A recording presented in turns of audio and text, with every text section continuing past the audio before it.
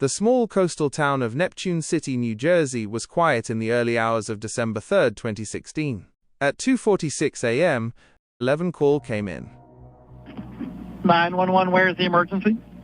Yeah, not emergency. Actually on the Belmar Bridge, right after heading south in the middle of the bridge, there's a car that's abandoned. It's off to the side of the road, but... The Belmar Bridge being the 35 bridge? Yeah, the 35 bridge would be going from north going south. Into Belmar? Into Belmar, yeah. Right. Hey, did you pass the midpoint? Because up to the midpoint is Neptune, and after the midpoint is Belmar. So, yeah, Neptune, actually. Technically, it was after... It looked like it was more on the Neptune side. So what kind of car is it? Kind of looks like an old, beat-up, light tan-colored, sedan. And what was your name, sir? So if it's okay, I'd just rather be anonymous. And this is your cell number? Yeah, I'm driving Uber and Lyft tonight, so I just figured I'd give a call in, because it's kind of hard to see, I think, if you're coming the other way. And was there anybody inside the vehicle? I looked, no. Okay. Unless they were sleeping. I couldn't see them by their head being up. Nobody looked like they were in it. All right. Neptune Township Police headed to the Belmar Bridge along Route 35.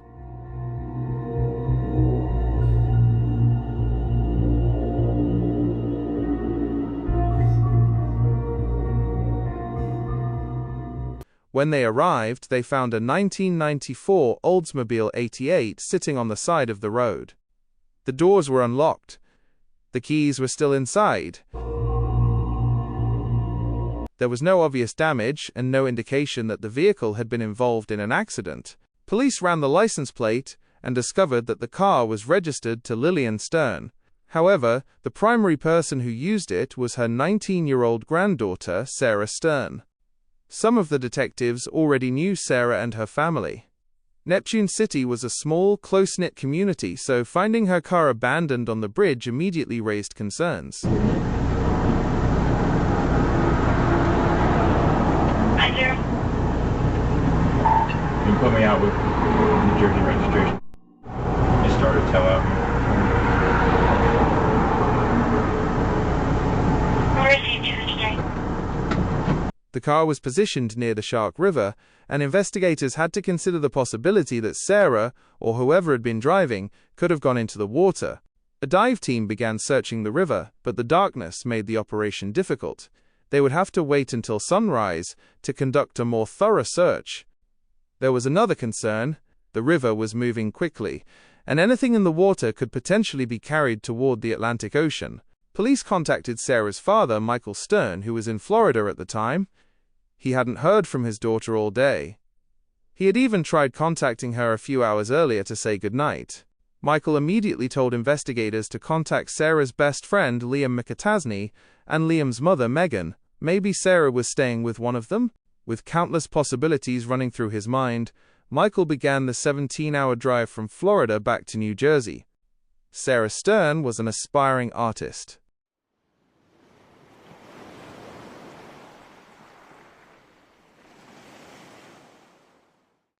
She had grown up balancing her interests between art and sports. She played softball, was on the swim team, and eventually chose to study art and television production at college. She regularly attended film festivals, art conventions, and creative events.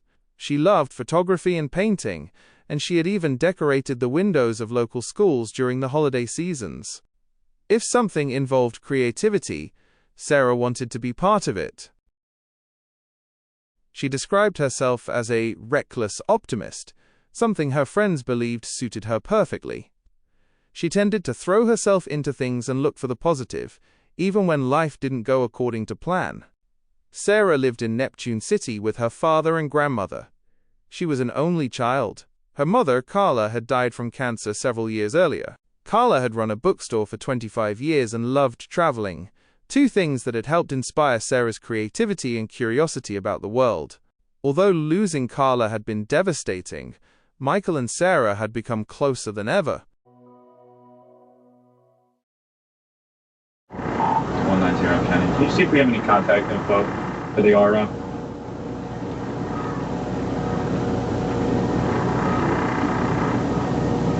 Hello. 190. try to give him a phone call before the tokens. Just before 3:30 a.m., officers went to the Stern home.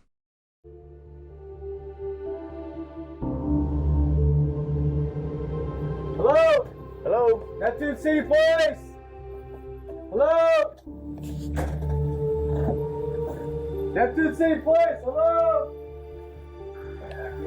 Let's check down here first. The lights were on, but the house was strangely quiet.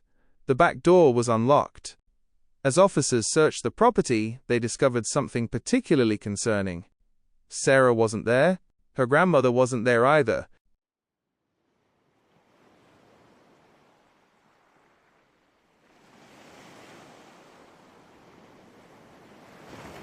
But Sarah's dog, Buddy, was.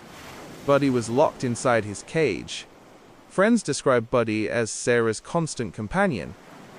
He was rarely confined and usually moved freely around the house. Sarah took him almost everywhere she went. Finding him locked inside the house without Sarah was an immediate red flag. Officers spoke with a neighbor named Robin. She told them there was no way Sarah would simply disappear without making arrangements for Buddy. Robin did mention something unusual, though.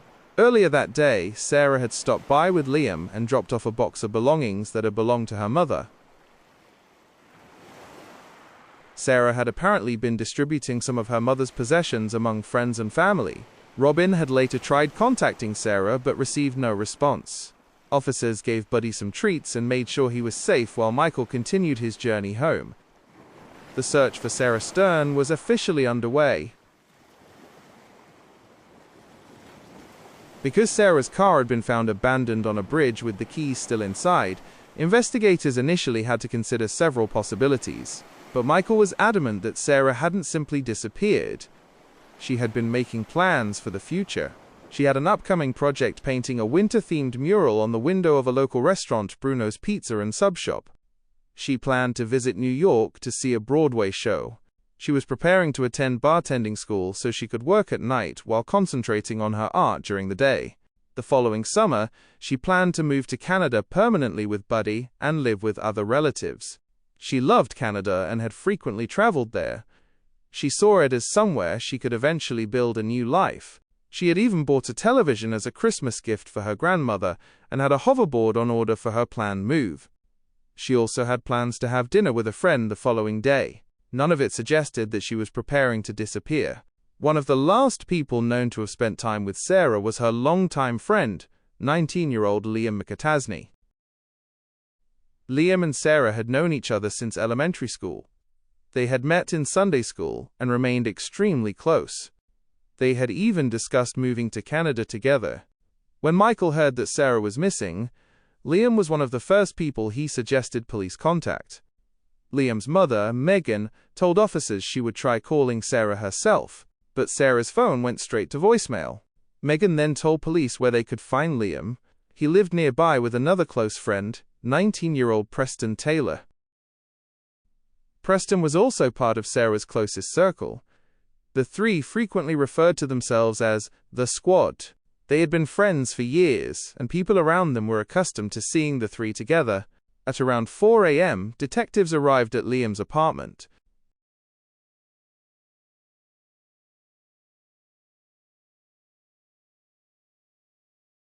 Liam. You Liam? You got a second? Can I come in and talk to you real quick? Yeah, no problem, officer. Is Sarah here by chance? No. When was the last time you talked to her? I was with her today. What time? Before I went to work. So it was earlier today? Yeah. When was the last time you had any kind of contact at all with her? Turn some light on if you don't mind. I mean, we went to get food today. And you went to work at what time? 4:30. Okay, so you haven't talked to her since 4:30? You have a cell phone you can reach out to her on? I actually haven't been able to find my cell phone. Actually, you haven't been able to talk to her? You don't know where your cell phone is? Nah.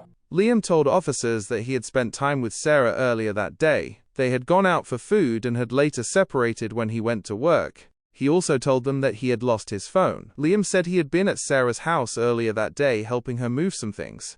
3 crates containing belongings from Sarah's mother were now inside his apartment. He said they had driven around and stopped at Taco Bell around 2:30 p.m. before he left for work around 4. During the conversation, Liam also revealed something investigators found significant. He said Sarah had recently told him about a large amount of cash she had discovered in a shoebox at a family property. According to Liam, Sarah believed the money was part of her inheritance. Some of the money was old and damaged, but Sarah believed that if she could get it properly deposited, it could help fund her dreams of becoming an artist. Sarah's aunt later confirmed that Sarah had been keeping some of the money in a fireproof box, and had placed the rest in a bank safety deposit box. The aunt was concerned that Sarah had told Liam about it because the family had agreed that she should be discreet about the inheritance. At that point, however, Liam was one of Sarah's most trusted friends.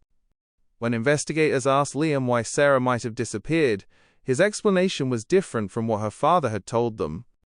Liam claimed Sarah had been struggling emotionally and wanted to leave New Jersey. He also told police that Sarah had experienced serious emotional difficulties several years earlier. Keep looking for your cell phone, man, because we're trying to find Sarah. What was her mindset last time you talked to her? I just know she's been trying to get away and told me she's going to Canada. Trying to get away, okay. Canada, she's been real depressed lately? Her dad is crazy. Okay, and then she's dealing with the loss of her mother. Her dad's in Florida right now, right? Her dad, yeah. He's coming back today, I guess. I don't know. Where's her grandma? Grandma's actually sick. Where's the grandma at right now? She's not at the house. She's staying with some family member. Maybe reach out to some friends, maybe hit our message on social media. I definitely will. Start reaching out to somebody, see if anybody's talked to her, or when they talked to her, what her mindset was and all that, all right? Planning on getting a phone as soon as Okay. Michael was confused and upset when he heard this. He knew Liam well and had trusted him. He also knew that Sarah had been making plans for the future and that the relationship between father and daughter had improved. Investigators began looking more closely at Liam. Sarah had never previously disappeared. She had never left Buddy alone like this, and the only day her family couldn't reach her was the same day her car appeared on the bridge. CCTV confirmed that Liam and Sarah had been together at Taco Bell. Another security camera showed them coming and going from Sarah's home.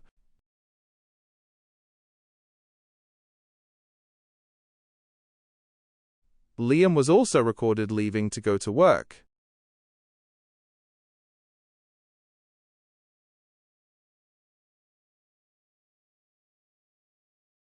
Later that night, however, Sarah's car was seen leaving her driveway at approximately 11:45 p.m.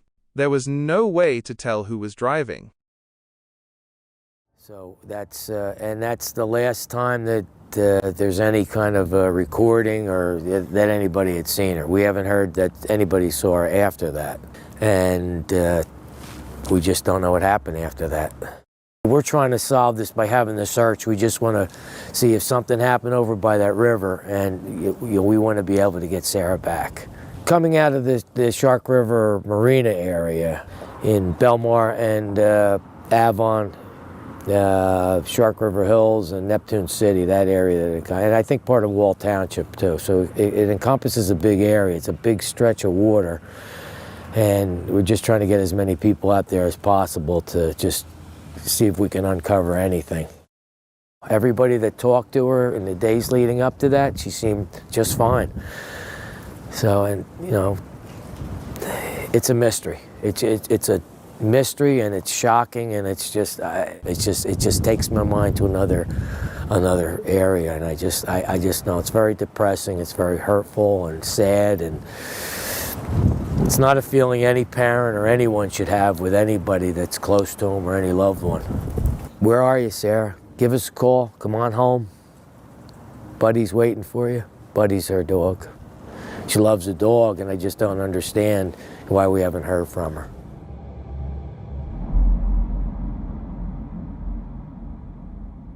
Liam remained the last known person to have spent significant time with Sarah that day. On December 3rd, investigators questioned him again. He repeated the same story. He had met Sarah for lunch, spent time with her, and then left for work. But investigators noticed that Liam was repeatedly bringing up the possibility that Sarah had gone into the river. At one point, he asked detectives what the chances were that Sarah had jumped from the bridge and been carried out toward the ocean. Liam eventually agreed to participate in a recorded interview. I've been friends with her since first grade, so We have a pretty good friendship. What's going on? Just give me what's going on with her. Like, how's she been acting lately? The same? Different? No. Liam, you've known her since first grade, you said. Yeah. Has she been different than normal lately? Well, and for how long? In the past, she has had a tendency to have self-destructive, suicidal behavior. I actually know that. How long ago? Years ago. And what was it that she would be self-destructive and suicidal? Sorry. It was over. Stepping on you. Over something her dad did. I'm not too sure because it was. I think it was my freshman year, sophomore year of high school. Mm-hmm. I'm in my second year of college right now. 4 or 5 years ago. But I remember being with my girlfriend. She was completely obsessed with my girlfriend.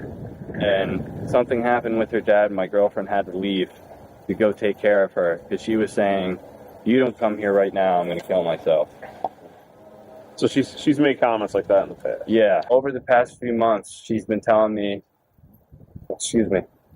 how bad her relationship with her father is and how she just needs to get out of here. Why was it bad?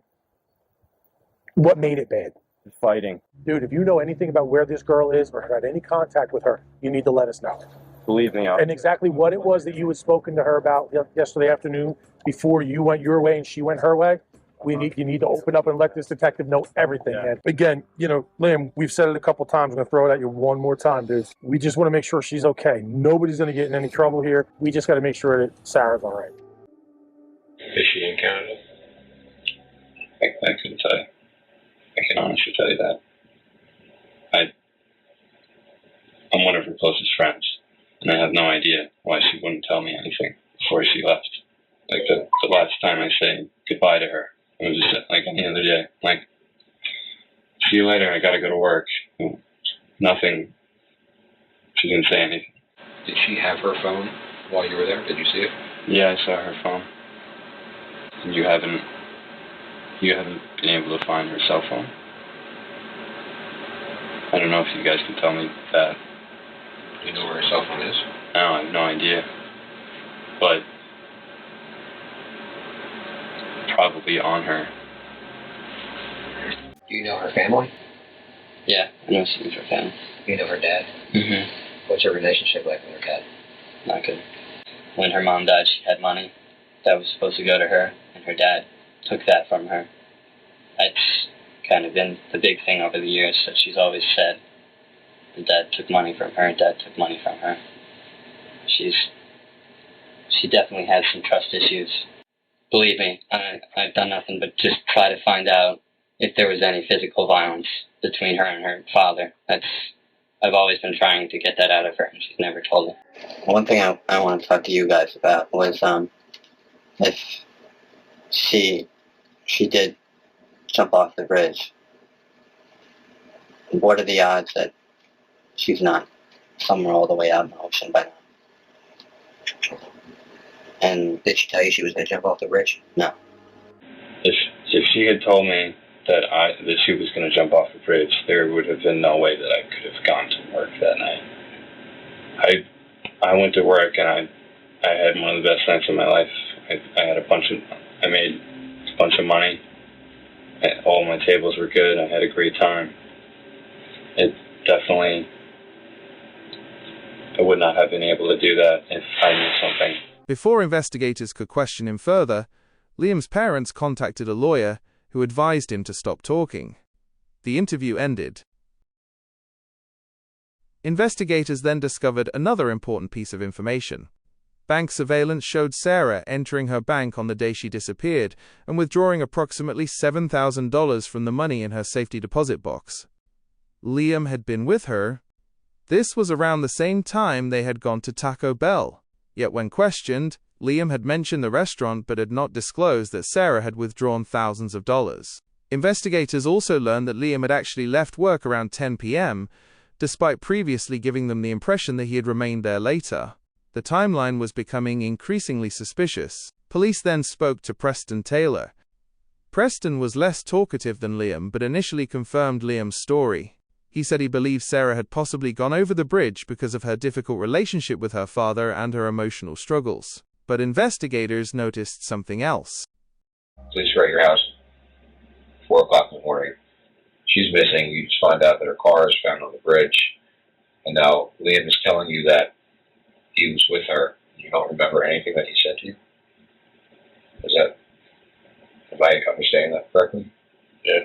You have no recollection at all about what he told you he did with her.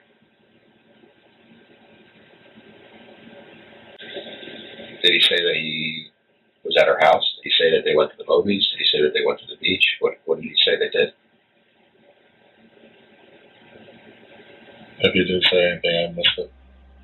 Preston was less talkative than Liam, but initially confirmed Liam's story. He said he believed Sarah had possibly gone over the bridge because of her difficult relationship with her father and her emotional struggles. But investigators noticed something else. Preston appeared to know more than he was saying.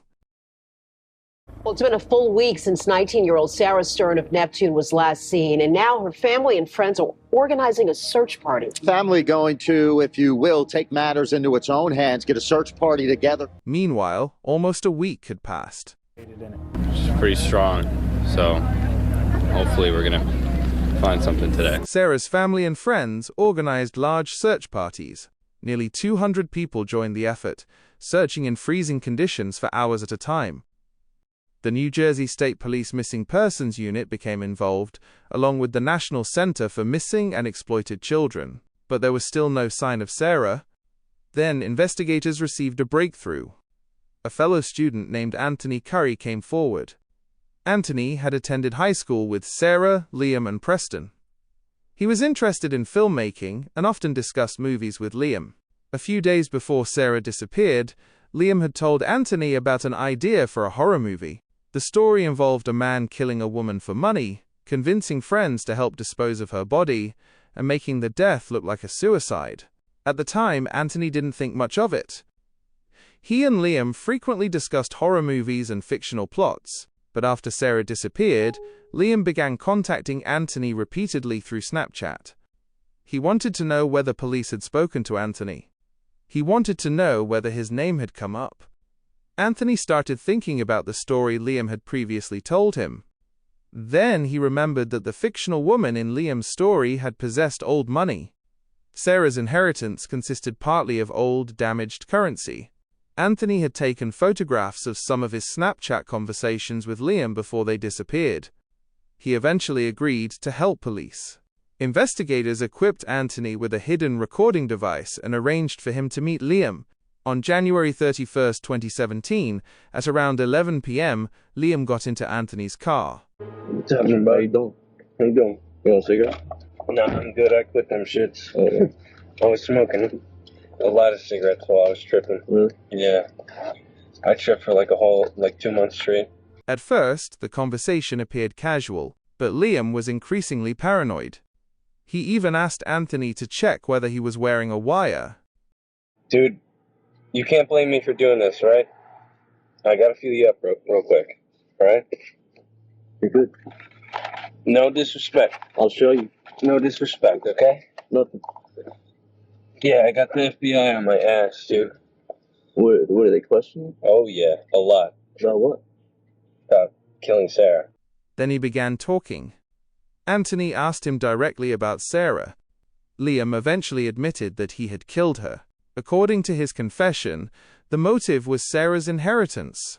I pretty much hung her,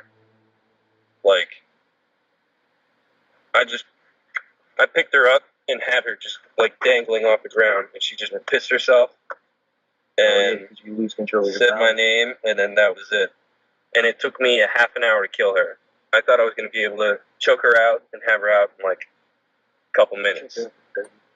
I choked her out, and then she was just laying there having a seizure or something. So then I got a shirt, and I just shoved it down her throat so she wouldn't throw up or anything, and held my finger over her nose and set a timer. That's the only time I had my phone, and it took me a half an hour after I hit start. I choke her out, drag her. My biggest problem was the dog, and her dog laid there and watched as I killed her. Didn't do anything. Her fucking dog. What kind of dog? Yeah, what kind of dog is that? It's like some... Was it a big dog? It looks like a beagle, but it's the size of a Great Dane. Nobody was there? Grandma? No, nobody was there. Even her dad wasn't there. He was in Florida. I have to leave. I fucking dropped my phone at Sarah's house. My phone was at Sarah's house. Like... Wait, you left your phone? Yeah, I lost it. I couldn't find it. I had to go to work. I had timed everything out so that... Fuck? Why did you take your phone? You should have left it in your fucking pocket. Dude. What were you doing? Strangling someone? I couldn't find it, dude. It ended up being out in the driveway. Oh, it must have dropped out of your pocket. It must have dropped when I was crawling to get in the car. He told Anthony that Preston had helped him dispose of Sarah's body. He claimed they had taken her car and driven it to the bridge. The two men then disposed of her body from the bridge before leaving the area. I choke her out, drag her into the back, put her in a bathroom, and then I had to go straight to work. So Preston came over, took the body, put it in the bushes, and then I was at work. I had a full, night of work, except I left work a couple times, which looks sketchy. I look for my phone, though, which is a reasonable, thing to do. Yeah, you gotta look for your phone. Yeah, you can't. Which is kind of, me losing my phone is kind of a good thing, because the cops are like, oh, he's hanging out with her, he lost his phone, he's going back and forth between his house looking for it. I had planned Sarah's situation for me to be interrogated by cops. That was whole part of my plan, to make me look not guilty. And the worst part is, we threw her off the bridge, and the body never showed up. It's probably frozen. It's probably all the way out in the ocean. Liam also admitted that he had deliberately created an alibi by going to work. He said losing his phone had actually helped him because investigators would see him returning to the area while apparently searching for it. The confession was chilling because Liam didn't describe the crime as something spontaneous. He described it as a plan. Money appeared to have been the central motivation. I get off work that night, go straight over.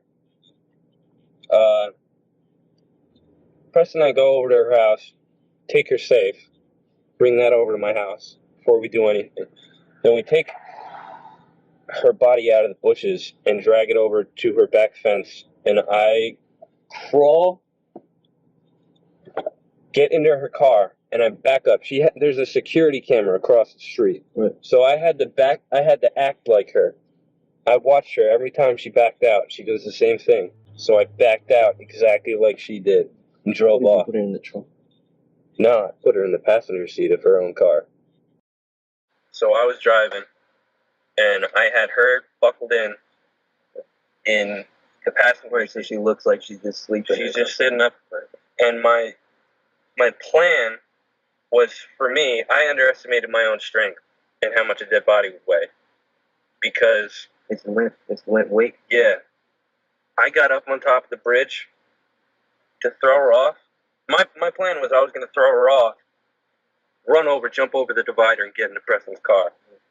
And I go up, open the door, unhook her, pull her out, start dragging her to throw her over, and then cars start coming up. I see, headlights coming.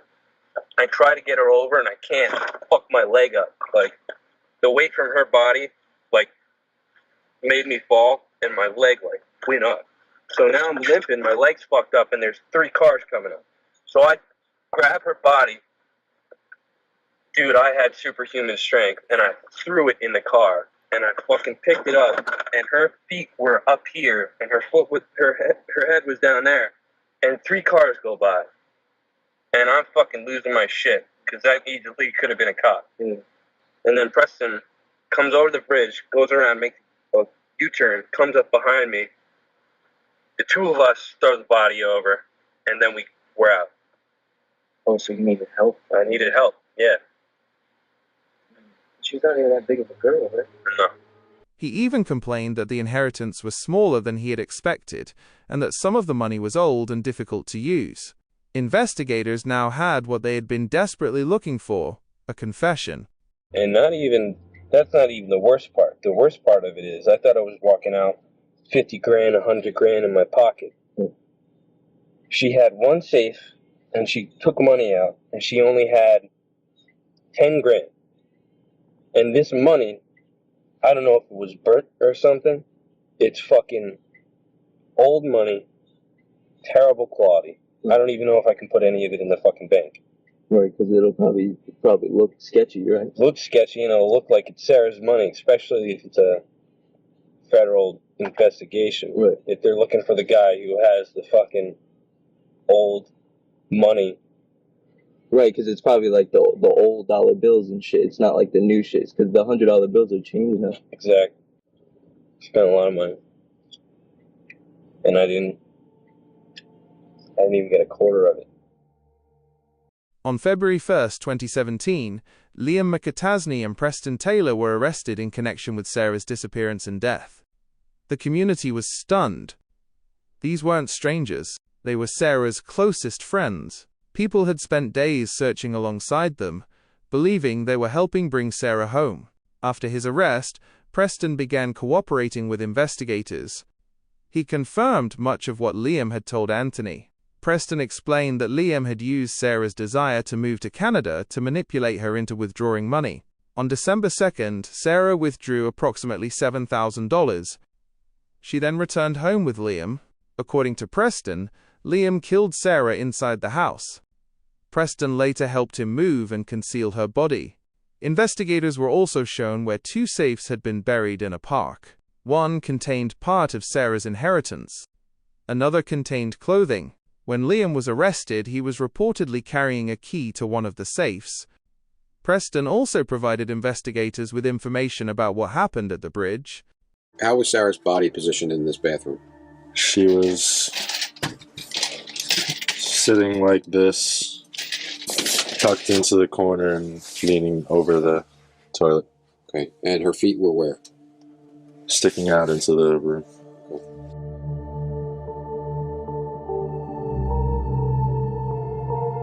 I grabbed her legs and got her over to the fence. Okay, so you're carrying Sarah by her legs. Are her legs dragging on the ground, or are they up in the air? I was like holding them up in the air. And what part of Sarah's body was Liam holding? Her torso. Okay. And we carried her over to this fence near the safe was. Hoisted her up and over, threw the safe over, the two of us jumped over. Okay. We're saying Liam had her by the shoulders and hoisted her up onto the railing, and then I pushed her feet over so that she was going over the rest of the way. Right. As she went over, immediately after, her body was up and over the rail. As we were running back to my car, the black Mercury Mystique, we heard loud metallic bang, and that was all. Okay. Did you have any conversation with Liam about that noise that you heard? No. His account matched significant parts of Liam's recorded confession. Preston Taylor, on the right of your screen, came clean about money, lies, and murder. The prosecution's case was unusual because Sarah's remains had never been recovered, but they had the recorded confession, Preston's testimony, financial evidence, surveillance footage, phone records, and other evidence connecting Liam to the crime. Liam pleaded not guilty. His defense argued that his recorded confession was essentially an elaborate fictional story intended to impress Anthony and potentially become part of a movie. The court rejected that explanation. Anthony Curry testified about the conversation. Preston also testified against Liam. Specifically decided that Liam was strangling. Any other way, any type of weapon would have been too messy, left a whole lot of evidence. And then as far as what to do with her after she was dead, we talked about a couple of plans, burying her down at the campsite that Liam's dad owns, leaving her at the house, and then ultimately we decided that the best way to go about it would be to make it look like a suicide. Now there's a verdict in the case of a New Jersey man accused of killing his high school friend for her inheritance. He's been found guilty. Guilty. Guilty. Guilty. After hearing the evidence, the jury reached its verdict. Liam McAtasney was found guilty of 7 counts, including first-degree murder, felony murder, and robbery. He was sentenced to life in prison without the possibility of parole. Preston Taylor pleaded guilty to first-degree robbery, conspiracy to commit robbery, and desecration of human remains. He agreed to testify against Liam and was eventually sentenced to 18 years in prison with parole eligibility in 2032. Both men later appealed their sentences, but their appeals were unsuccessful. Before sentencing, Michael visited the bridge on what would have been Sarah's 22nd birthday. The most important thing is to get justice for Sarah. She was a great kid and never should have ended like this. Thank everybody. Thank you.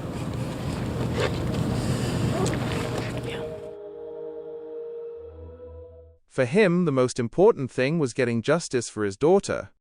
Sarah's remains have never been found. Investigators believe the river may have carried them into the Atlantic Ocean, making recovery extremely difficult. Despite everything that happened, Sarah's community has continued to remember her for who she was rather than how she died. Her former school established a scholarship in her name.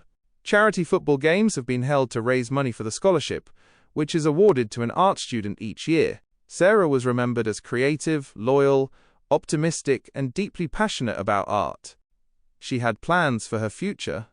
She wanted to move to Canada. She wanted to create art. She wanted to build a life with her dog, Buddy. And she trusted the people closest to her. That is perhaps what makes Sarah Stern's story so difficult to comprehend. The people responsible were not strangers who appeared out of nowhere. They were people she had known and trusted for years. Her closest friends had become her killers, motivated by the possibility of taking her inheritance. Anthony Curry's decision to come forward ultimately gave investigators the breakthrough they needed. Without that recorded confession, the truth about what happened to Sarah might have remained hidden. Anthony later said that he would live with what happened for the rest of his life. He remembered Liam as one of his closest friends, but after hearing what Liam had done, that friendship could never be seen the same way again. Sarah's father, Michael, described the loss as leaving a huge hole in his life. He said that memories of Sarah could be triggered by almost anything and that his life had effectively been put on hold. Sarah Stern was only 19 years old. She had spent her life creating, dreaming, and planning for the future. She believed she was heading toward a fresh start. Instead, her life was taken by people she trusted. Her remains may never be recovered, but the community continues to preserve her memory through her art, her scholarship, and the people who loved her. Sarah Stern's legacy is not the bridge where her car was found. It is not the crime that ended her life. It is the person she was before all of that happened.